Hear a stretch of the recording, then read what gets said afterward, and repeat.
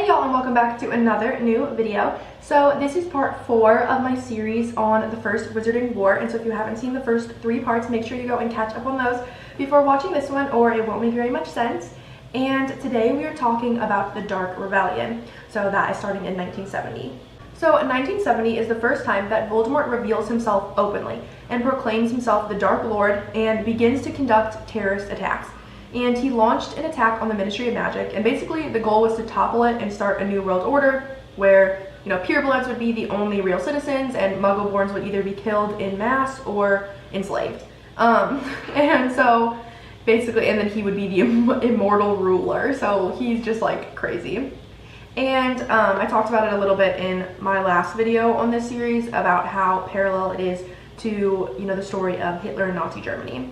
Hitler himself wasn't Aryan race, just like Voldemort himself isn't even a pureblood. So, there's a big parallel there.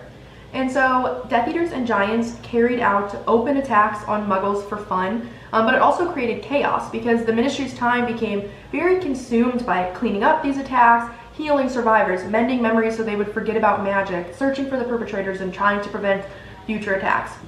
So it just caused chaos in the world. And eventually Death Eaters actually started attacking Muggleborns and Blood Traders as well. So Blood Traders are those purebloods that don't agree with their ideology.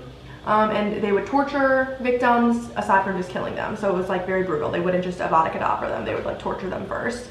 They also targeted house elves and goblins because they viewed both of those species as lesser than. And they would cast the dark mark into the sky above scenes of murder, which just inspired more terror. And Death Eaters also would gain strategic positions within the Ministry.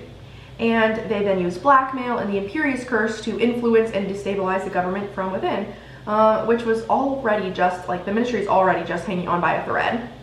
And one example of these Death Eaters that gain strategic positions would be Augustus Rookwood, who is the person that goes on to kill Fred Weasley in the Second Wizarding War.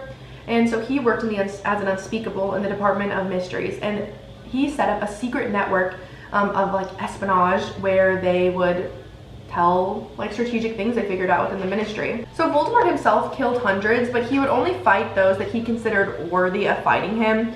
And in these fights, when he would fight people, he would display powers that people didn't even know were possible for someone to have. So basically he was viewed as the most powerful and dangerous dark wizard of all time, even more powerful and dangerous than Grindelwald had been.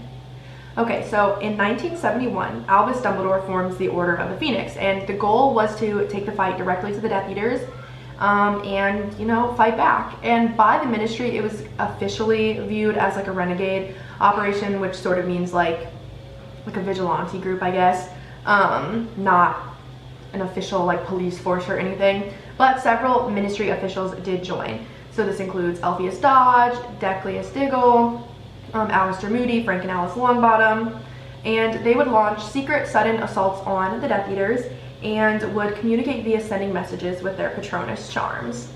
And that is where I'm ending this video for today. And so if you liked it, please don't forget to like and subscribe. And if you want to see Harry Potter content from me every day, make sure you follow me on TikTok. And until next time, bye y'all!